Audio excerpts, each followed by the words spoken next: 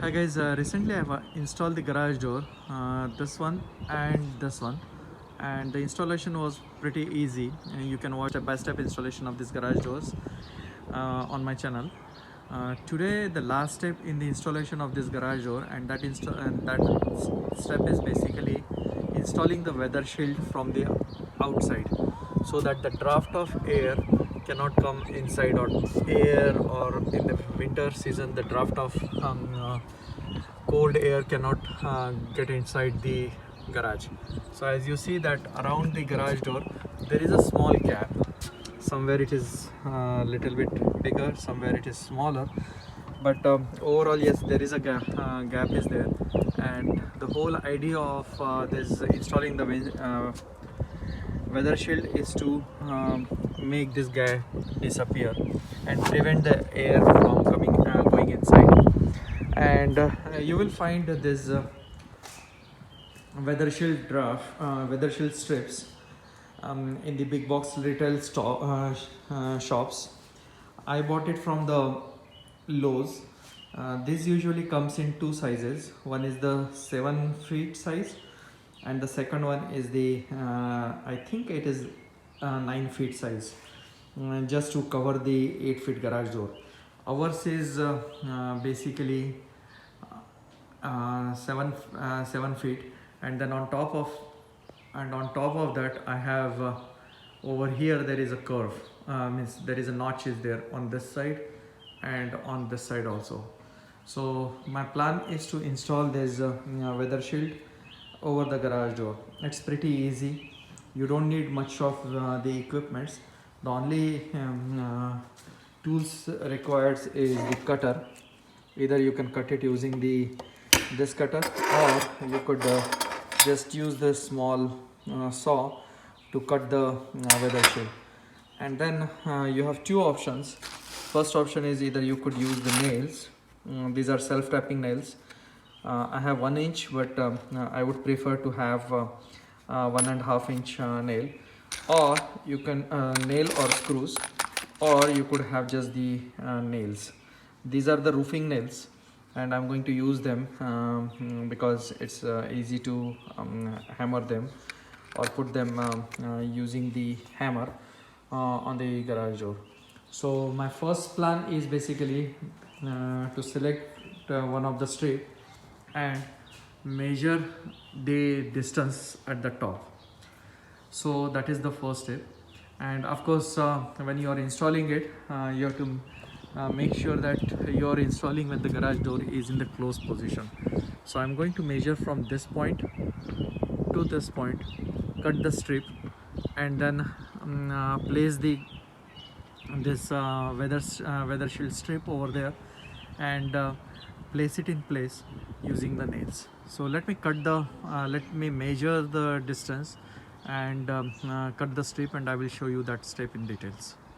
So I measure the weather shield required on the top side, and it is exactly 74 inches. So 74 inches is here. So I just use the pencil to mark this 74 inches over here. And now I'm going to cut this particular at this place using the saw.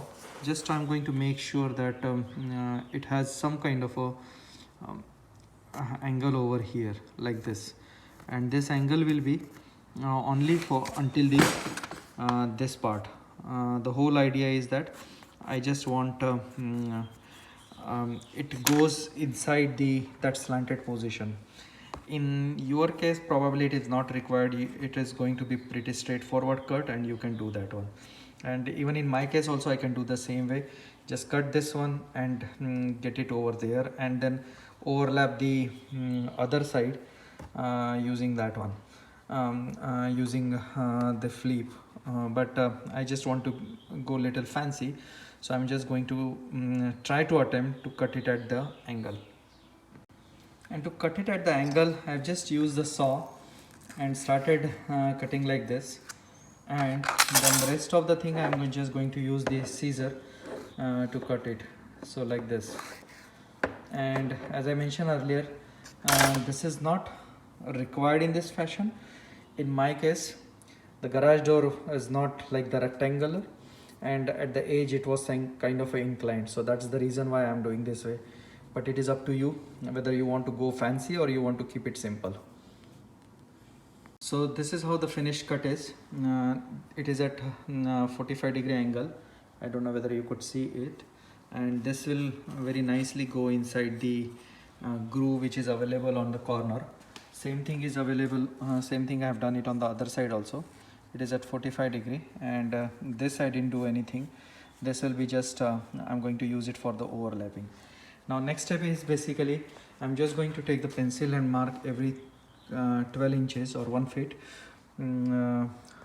so that the nails will go at equal distance on this entire garage door, entire weather shield. And the top weather shield is done, and as you see it came very nice. I've used these screws instead of the nails on the top because it was kind of difficult to maneuver that weather shield using the nails, so I've used the screws, but on the side I'm going to use the nails, or maybe I will use the screws only, I don't know. But yeah, it's your choice what you want to do. But as you see over there, there is no gap at all, and it is nicely matching with the garage door. So off camera I have installed all the weather shield, and as you see they look pretty nice, except this corner is pending, and this I'm going to replace. Here I'm going to install the weather shield the way I have installed it over here. To look it better, I'm going to cut over here diagonally so that it looks nice, and I'm going to screw it. But overall the entire garage door weather shield installation came pretty nice. Same thing is applicable for here also. The corners is pending. In your case probably if these corners are not there or the slants are not there, then it is not required, and it is going to be pretty straightforward installation. But in my case, the shape of the shape at the top of the garage door is something like this, so there was too many cuts, pieces of weather shield installations are required. Otherwise it is like 3 pieces per garage door and you will be done. Let me open the garage door and show you that how exactly it works. So you have to make sure that it is not going to entangle while opening the garage door, and it is coming pretty nicely. And the same thing if I close it, it will make a tight bond between the weather shield and the garage door channel, as you see over here.